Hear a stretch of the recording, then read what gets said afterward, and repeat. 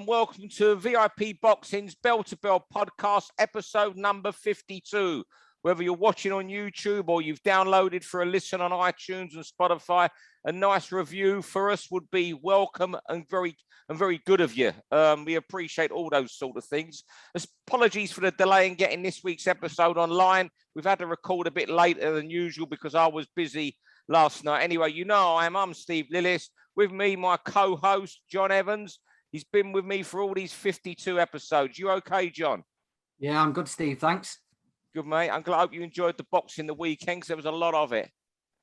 Yeah, plenty to watch, wasn't there? We're going to touch on some of it this weekend, yeah, but it was a good weekend and we're really getting into a swing of it now, aren't we? As the year draws to an end. Yeah, got a good guest this week, a special guest this week. I think he's a matchmaker, an agent, a manager, a promoter. I'm not sure if he's been a trainer in a corner. He's going to tell you.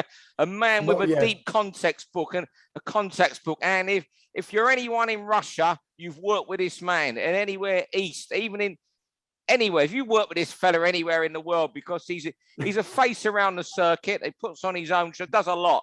And I think he might be a classical musician. Mr. Al Siesta. How are you, Al? The big up was incredible. I'm very well, man. Thank you. I'm actually more jazz musician than classical. Wasn't good enough. That was the next question. Are you a classical musician? Can you tell us, just fill us in for those who don't know the background, what you were when you originally come to England? Well, what you were aiming to be in life? I studied music. I was a musician, more contemporary jazz, kind of modern music than classical.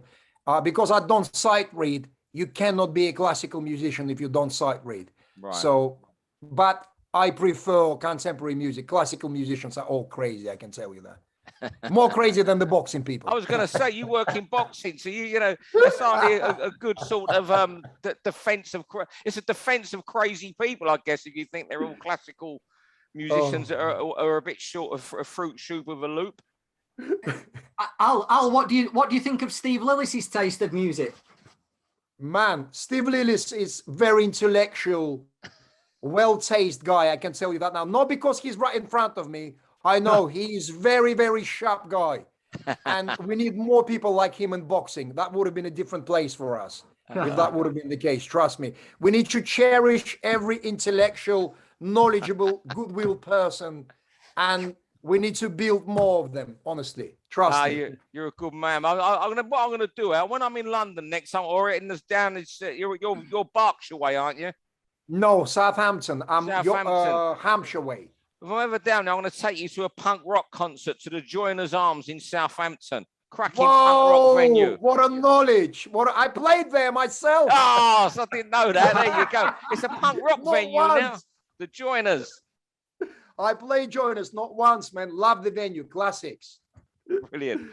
Well, I tell you what we do in this podcast, John, Al, very easy going. We speak for 3 minutes each subject. We're going to start on one of yours. And after 3 minutes, what happens, John? The bell comes off.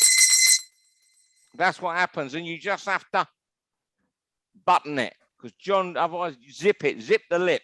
Well, John, have you got your timer ready for this week? Yeah, we're all ready to go. As soon as you say go, we're away, Steve. We're going to start, and it's round one with Al. I want to talk about the hype around Canelo Alvarez. Over to you, Al. Right. Canelo Alvarez's team are very, very sharp. They know what's going on. They know all about matchmaking, vast experience, great understanding of boxing, know exactly what Canelo can and what he can't. There aren't many things that Canelo cannot, but there are some things he cannot. And therefore, there are certain opponents won't be touched yet. They will left as a dessert, as a cherry on the cake, as they say, which is Benavidez, Demetrius Andrade, obviously Arthur Beterbiev. The rest was very comfortable. All of them were 30 on 70, maybe 35 to 65. Eddie Hearn brought a bit of a British flavor, but that still was quite easy for Canelo. No one could convince me ever that they were competitive. Callum Smith froze. I expected more. I spoke to Callum many times. He said, I don't know what came over me. Obviously, the hype machine and all that, it was a big occasion. It's a bit like performing on the stage. You rehearsed very well, you know every single note, and then you came on and you suddenly look at the instrument and thinking, I'm seeing this for the first time in my life. That's what it was. So it could happen. So Callum could have been much better if the second way around the fight came second time around. But no problem. He will learn from it. But Canelo, they know all about what they can and what they can't. The hype machine is incredible. People, they believe what they see. And I do believe, I'm convinced 90% that he's one of the greatest. I need that 10 extra to recognize him completely, like Pele. Football analogy, you know? So in my opinion, Usyk is a bigger name in terms of achievements than Canelo Alvarez, in my opinion. So there you go. Because he was continuous underdog, kept proving everyone wrong. He's too small, to this, to that, and yet he's probably the best heavyweight right now. And I still fancy him against Tyson Fury, believe me or not. Yeah, we'll go on to Canelo a little bit more in the next round, Al, but I'm with you. Like these three fights, Smith, Saunders and Plant, I didn't think Plant was a particularly close fight. I know lots of people now are saying it was Plant was doing well. I know Steve Bunce, our friend, was there and he had Plant ahead. I just couldn't see it. I thought Canelo had no respect for the power, walked to him without a care in the world and just took his time chopping down. We'll get on to other opponents and the way he's looking at the moment, but I don't think any of these fights have been particularly close at all. Completely. I mean, arguably, the boxing connoisseur will say well-hidden mismatches. They are well-hidden mismatches because Canelo knows. Look how slowly he starts. He knows ultimately he is a predator. In front of him is a victim. So is a prey. So he builds it very nicely and culmination. John, over to you. Yeah, staying on Canelo, I think we're getting to the point now where it's becoming like Andre Ward and Floyd Mayweather, where you can almost predict the script of what's going to happen. And he's so good against these type of opponents. He's carrying it out to perfection. If you're going to try and outbox and stay away from Canelo, if you can't hurt him, he's just going to take his time, give you a couple of rounds, walk close and break you down and stop you. The only way you can beat Canelo at the moment is to hurt him. You've got to stop him doing what he wants. You've got to put doubt in his mind. You've got to make him double guess himself. And I think we can completely eliminate anyone his way or below from beating him. I know you said Andrade, Al, but Andrade might give him a couple of rounds, but I don't think he could put him off. I think the spotlight's coming down to a big fight with Beterbiev.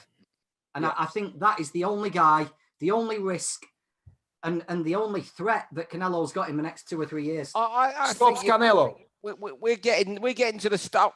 Backing up what you say, we're getting to the stage, John, where people take rounds off him, and we're getting excited. It's almost like Medina Mayweather. I thought Mayweather won both 4 rounds, 5 rounds, both fights, and people were getting excited about people, losing by 6 points to him. This sort of stuff.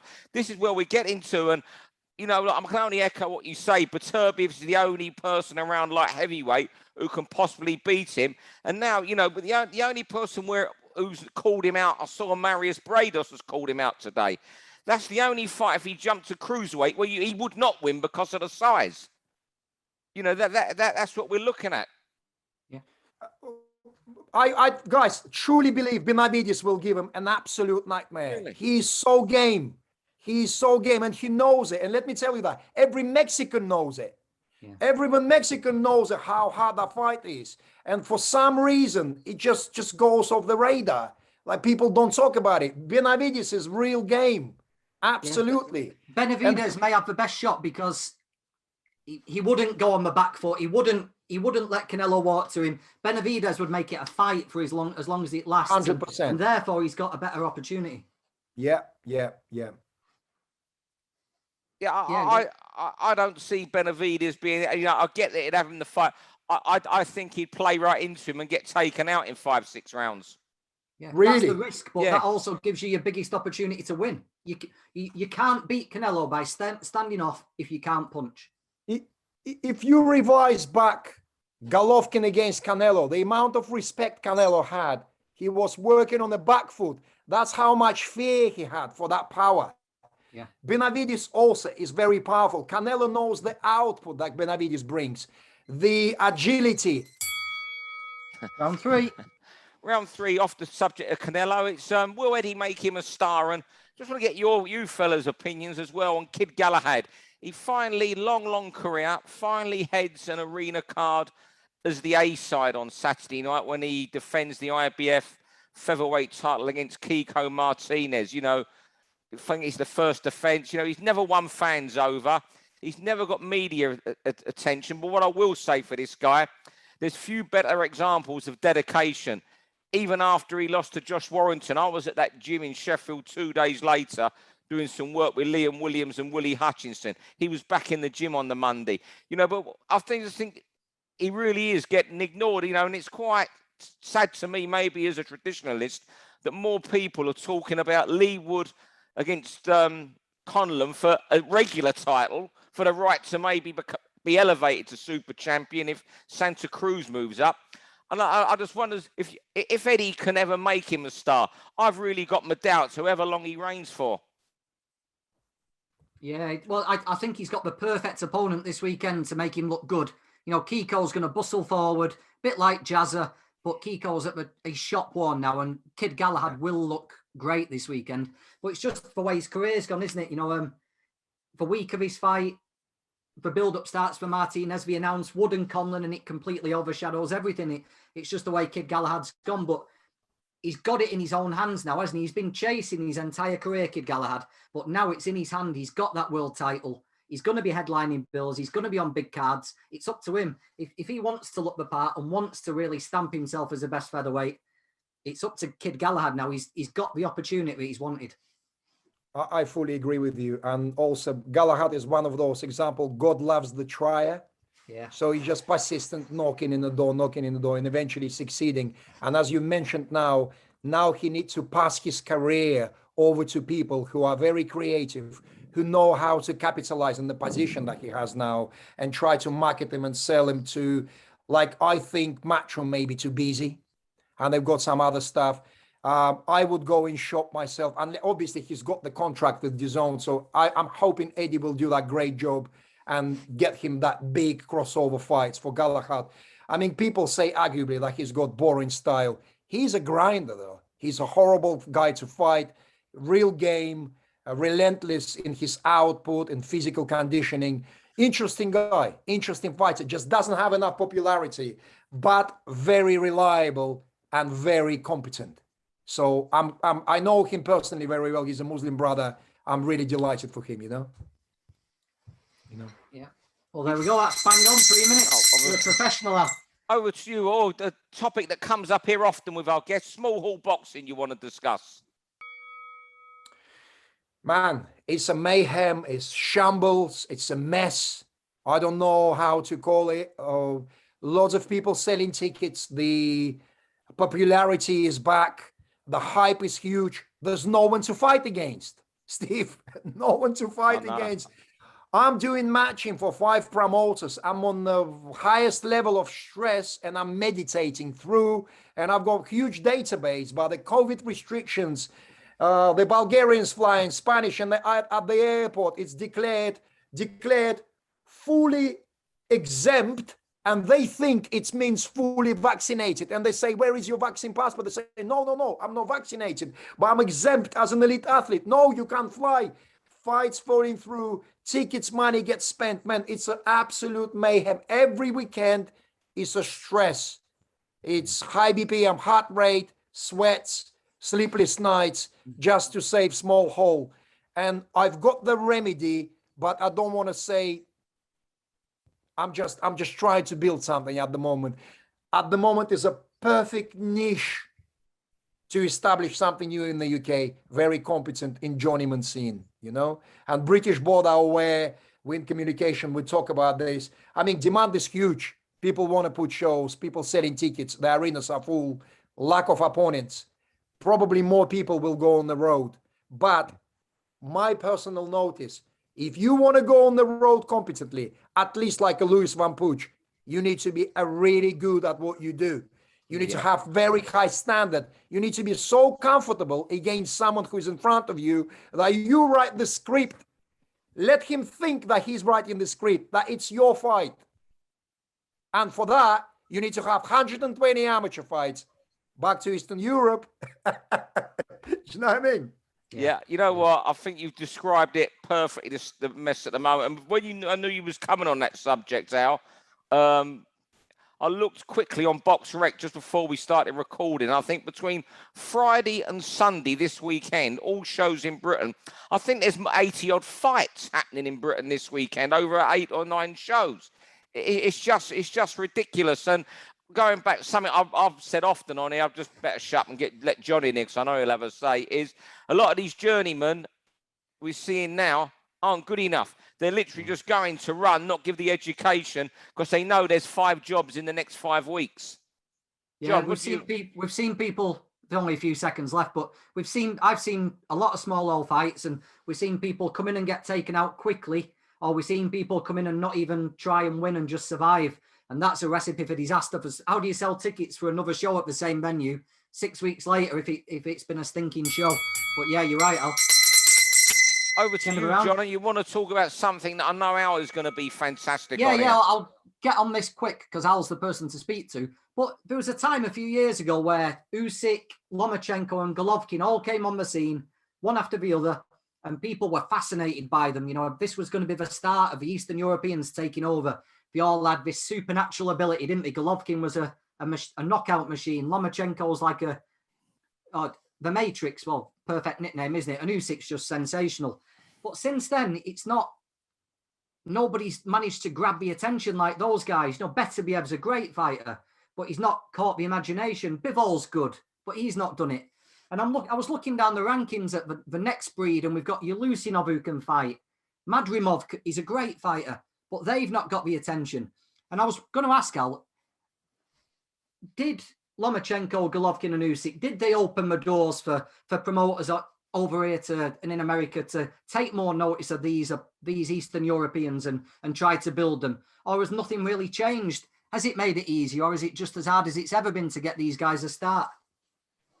Massively opened the doors, but COVID messed it all up massively. Yeah. I tell you why. Top Rank released most of the Eastern Europeans. Right. I tell you in secret. So they back on the market. Dmitry Bivol, Eddie Hearn released Dmitry Bivol because he couldn't do anything for him anymore. The purses which he agreed in the beginning with the DAZN coming were huge.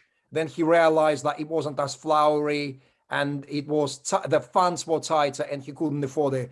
Same with I mean, he's not Eastern European, but with Michael Hanses and people like that. Obviously, Ed promised them big money, but then he realized that the money wasn't there to feed their habits. Wrong analysis, but that's what it is.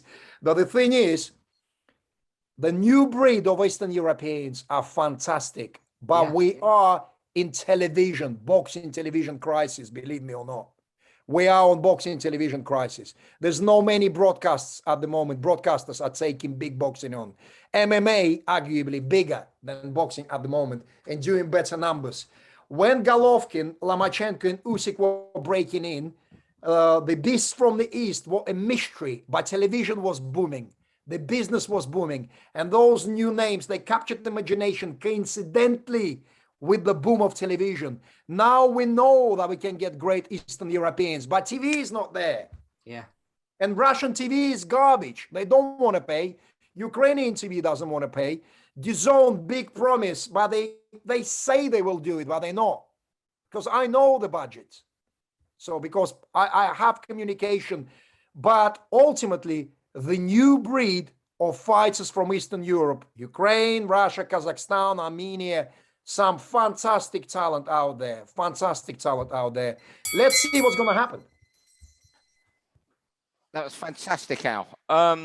Final round 6. Talk about could Fury say no, and I'm wondering if he could swerve Dillian White next WBC. I think they got their convention starts this weekend. I think November the 14th, and take his time out and wait for Usyk and AJ winner. You know, he's had a torrid fight there against Deontay Wilder, victorious, but a very, very hard fight. That was a hard, you know, I know they've been spaced out the fight. They were still, you know, 23, 30 hard rounds, whatever they've gone through, them two guys. You know, it's come through today that he's had elbow surgery that took 6 hours since then. And, you know, his dad's was always urging him to retire because he's made the money. I'm wondering, it wouldn't surprise me if they said, you've got to fight Dillian White next. He said, well, I might wait. And they made him like a Emirates franchise champion, whatever they call these titles at the WBC, because Dillian White is a fight he can make, in my opinion, an easy night. But to make it an easy night, he's got to be bang on, as focused as he was in them fights against Wilder. Yeah, well, we said a couple of weeks ago, I think it's the perfect fight if Fury wants to stay busy, because White will talk Fury into shape. You know, Fury, if someone was nice as pie with Fury and he thought it was going to be an easy night, he might half-arse his training and not quite be his best. But I think White would talk Fury into shape. But you never know what Tyson's going to do. I don't think Tyson knows when he wakes up what he's going to do. And will he sit on the shelf for months and wait for Joshua and Usyk? Will he decide that he can make more money fighting Andy Ruiz in what would be a much easier night, given the styles over in America? Will he fight Dillian? I don't think Tyson knows, but to be honest, any option wouldn't surprise me. God knows, it's all in Tyson's hands, isn't it? Arguably, slightly disagree. Andy Ruiz is an absolute nightmare fight compared to For Dillian. Fury? Yeah, for Fury. Really? Fury, Dillian White. Dillian will be angry with me again if he hears this. Unfortunately, Dillian is very straightforward for Tyson Fury. He's very straight, but as you said, Tyson Fury has to be in a great shape because Dillian is very powerful. He's like a tank. I mean, he's Chisora-esque kind of in his approach. And if Tyson in shape, technically, intellectually, is far superior to Dillian White, but Dillian carries power. But obviously Tyson judges distance very well and potentially can completely outclass Dillian and even seal the deal at the end of it. But as you said, can he get motivated? And the unpredictability of Tyson Fury, I think, denies his ultimate greatness, in my opinion. With all his banter like he has and all these characteristics of a star and maverick, if he only just had that discipline behind the scenes, which kept him in shape continuously, he would have been one of the greatest. Because imagine Muhammad Ali coming to the ring out of shape. I can't imagine that, you know, where Tyson sometimes takes it for granted because, like a bit of a Josh Best, really, you know. Yeah. Al, Yeah, before we wrap up, why did you think Andy Ruiz is a nightmare for him to fight? Because Andy Ruiz got really quick hands and he can bang and he can come close and he come inside and he's a bully. Well, I love Andy. I think Andy Ruiz is one of the top 4 or 5 guys in the world. I love his 100%. style. But he's not got has he got the feet that are quick enough to get in on a 6'9" guy? Quicker than Dillian White. Yeah. You know what? I've just never, you know, it's really, I know it's sort of, this topic sort of changed to Andy Ruiz, but you know what? I've never forgiven Andy Ruiz because when he went to New Zealand and fought Joseph Parker, when he had to find that extra 10% in the last 3 rounds of that fight to win it, he refused to go there. Yeah. That's why I'm not sold on him. And that's why I express my surprise at what you say there, Al. I would rematch as well with Joshua was absolute useless. I know what you're saying. All he had to do for that fight was turn up in shape because he had a gun-shy Joshua he'd already knocked out, and Ruiz's style is perfect for beating Anthony Joshua. I'd back Ruiz against Joshua if they were both 100%. I'd back Ruiz against White if they were both 100%. I just think the style matchup against the 6'9" Fury is a lot for him. Agree, but it's a harder fight than Dillian White and Eddie Reynoso behind him, and being in the same team as Canelo, I think revitalized him completely. I do believe there's something psychologically in Andy Ruiz. It's some part need to be added to him in order to perform properly, and I do believe he's got that. Yeah, he's got really powerful celebrity team, and Eddie Reynoso wouldn't take someone into the camp for nothing. He obviously sees something. So I believe Ruiz will still make some noise, you know? Yeah. Brilliant. Well, you know what? That wraps us up for this week. Al, you've been a very refreshing and a very good guest, and we'll get you back on in another 2 or 3 months. I'll tell Steve Wood what a good shift you've done tonight, and you won't just be making a few matches for him. Yeah. We've got it. We're working on it. I said to him, Wood, give it to me exclusively. You never will. You'll be sleeping good nights. Hey, I know. I'll tell you what, he was singing your praises. I think it was you that brought in a new batch of polls, didn't you, a few weeks ago? All gave it a go. I think they were down to you, we just helped. It was a night. You know what? I've been matching being in the middle of COVID myself. I had a really bad COVID, but I was matching. My missus said, maybe because you were so busy, you haven't noticed how you've been ill. Really? Yeah, I know he was telling me what you did for him to save that show, and he was delighted with these polls that rocked up and gave it a go. Yeah, I was there. That was a good show. John was there. There you go. Yeah, that was the. I remember that. That was Bolton, one of them gave Luke Evans a really good fight. Yeah, it was a good show. No, it's good. Thank you, gents. One of the polls now gone to the Ukrainian border because apparently there's huge quantity of Afghani refugees on Belarusian border, who Lukashenko, the president, said, I will let them go. And so lots of Polish military. I don't know. We don't get that on TV here in the UK. But there's a massive cortege around Polish-Belarusian border right now. So it's crazy. And media is quiet, weird. But anyway. Well, back to the boxing. Thanks, Alf. You've been a terrific guest. Thanks, as always, John Evans. Thank everyone for listening. And I'm sure you all enjoyed listening to the thoughts of Al Siesta, a top man indeed. Thanks very much, fellas. Thank you.